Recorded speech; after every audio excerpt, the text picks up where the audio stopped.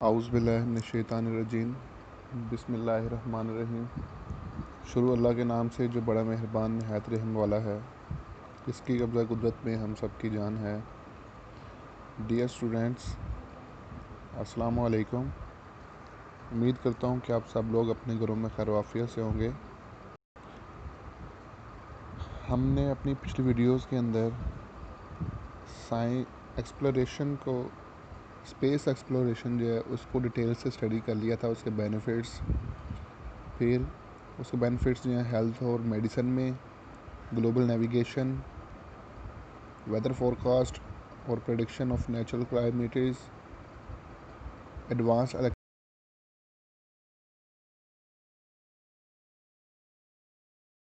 Electronics को हमने detail से स्टडी कर लिया था। आज हम अपना नेक्स्ट टॉपिक शुरू करेंगे, लेकिन उससे पहले मैं उम्मीद करता हूँ कि आपने हमारा चैनल सब्सक्राइब कर लिया होगा और साथ ही साथ में आपने बेल आइकन को भी प्रेस कर दिया होगा ताकि आपको नेक्स्ट जो है वो नेक्स्ट वीडियोज़ में मिल सकें। आज का जो हमारा नेक्स्ट टॉपिक है वो है 12.2.2, पेज नंबर है 165 बुक का। टॉपिक का नाम है how do astronauts survive in research in space. Space के अंदर जो एस्ट्रोनॉट्स हैं वो कैसे सर्वाइव करते हैं और वहाँ पर वो रिसर्च कैसे परफॉर्म करते हैं अपनी स्पेस के अंदर।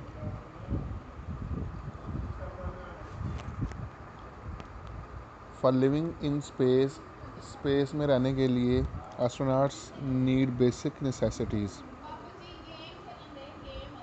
एस्ट्रोनॉट्स को मुख्तलिफ़ बुनियादी ज़रूरियात जो हैं उनकी ज़रूरत पड़ती है। मिसाल के तौर पर air, food, water, shelter and warmth for survival. यानी कि एस्ट्रोनॉट्स को वहाँ पर रहने के लिए हवा, खाना, पानी, वहाँ पर शेल्टर का मतलब होता है कि बचा रहने के लिए कोई जगह चाहिए होती है, और फिर वहाँ साथ में हीट भी चाहिए होती है अपना टेम्परेचर को मेंटेन रखने के लिए।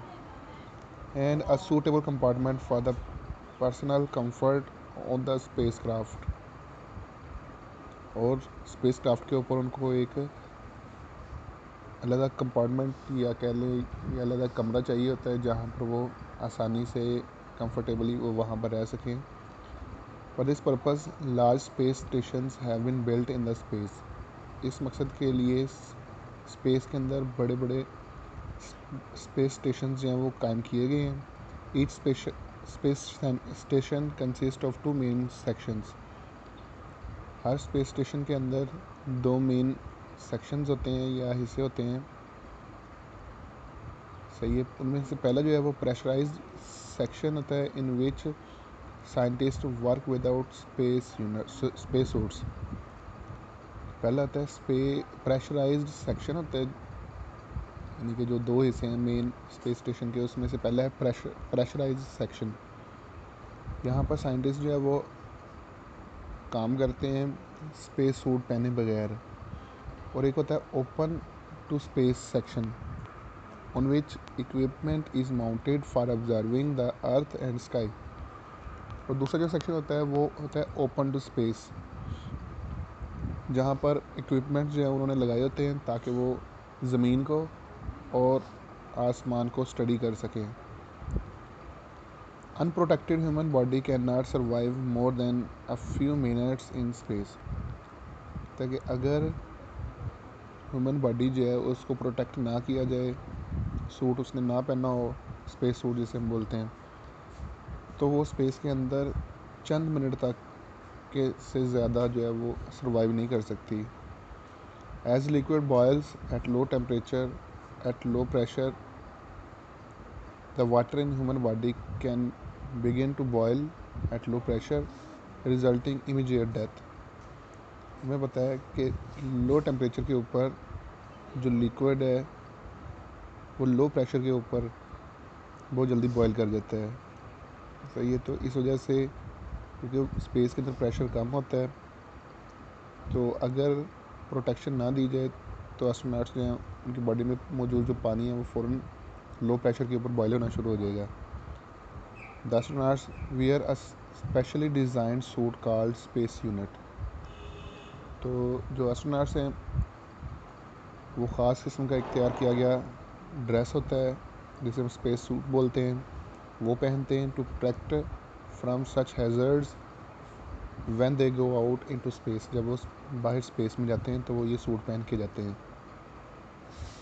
अब सांस भी तो लेना होता है उन्होंने, उसके लिए क्या होता है, for breathing in space they carry air tanks with them that contain pressurised oxygen and nitrogen.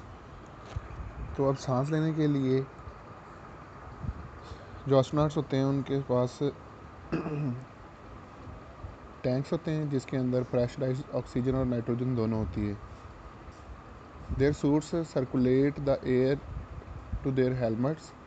उनका जो सूट होता है वो ऑक्सीजन या एयर जो है उसको सर्कुलेट करता है उनके हेलमेट में, and throughout the suit so that they can breathe. और वो पूरे सूट में उसको सर्कुलेट करता है ताकि वो सांस ले सकें।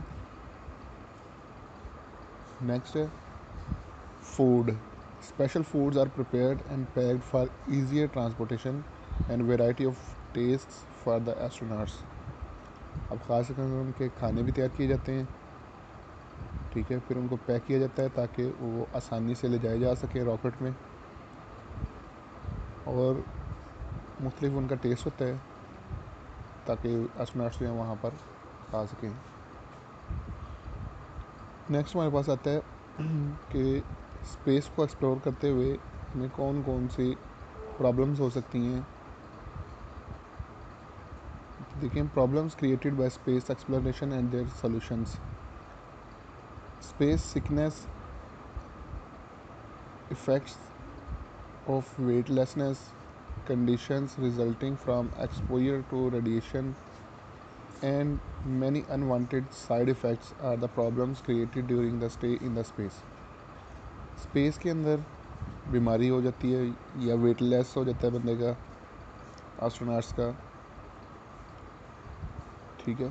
और इसके अलावा स्पेस के अंदर रेडिएशंस होती हैं, उन ज़्यादा देर उनमें खुला रहना, and many unwanted side effects. और इसके अलावा और भी बहुत से साइड इफ़ेक्ट्स होते हैं जो कि स्पेस में रहने की वजह से पैदा होते हैं।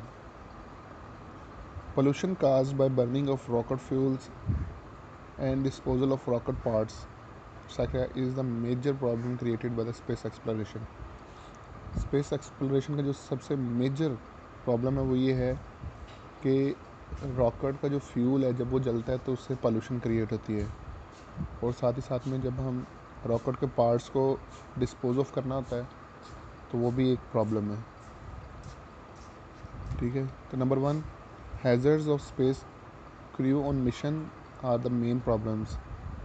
कहता है ये मिशन के अंदर मेन प्रॉब्लम्स हैं स्पेस हैज़र्ड्स जो हैं।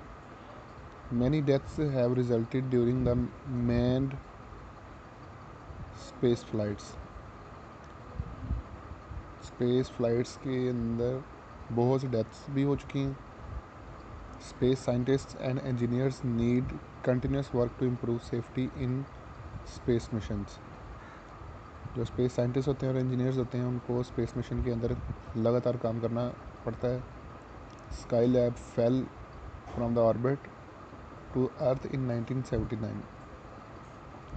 स्काई लैब जो थी वो 1979 के अंदर वो ऑर्बिट में से गिर गई थी। This type of incidences code be dangerous for population. और ये जो हादसा होते हैं या प्रॉब्लम्स होती हैं ये जो ज़मीन के ऊपर पॉपुलेशन है उनके लिए भी नुकसानदेह होते हैं। Space programmes are very costly. बहुत महंगे होते हैं ये स्पेस प्रोग्राम्स जो हैं। They are causing economic burden on common man. और इन सब का जो बोझ है वो आम आदमी जो है उसके ऊपर भी पड़ रहा होता है। Involvement of private sector in missions could be a possible solution. अब इसका हल क्या है? इसका हल ये है कि इन मिशंस के अंदर प्राइवेट सेक्टर को भी इन्वॉल्व किया जाए ताकि वो अपनी इन्वेस्टमेंट इसके ऊपर कर सकें, और इन्वेस्टमेंट के साथ उनको लालच दिया जाए कि वो अच्छा प्रॉफिट ले सकते हैं। तो ये था हमारा आज का टॉपिक जिसमें हमने स्टडी किया कि एस्ट्रोनॉट्स जो हैं वो स्पेस में कैसे रहते हैं, वहाँ पर रिसर्च कैसे करते हैं, और साथ में स्पेस को एक्सप्लोर करते हुए प्रॉब्लम्स कौन सी आती है और उनका सलूशन क्या है। Thank you so much. अल्लाह हाफिज़।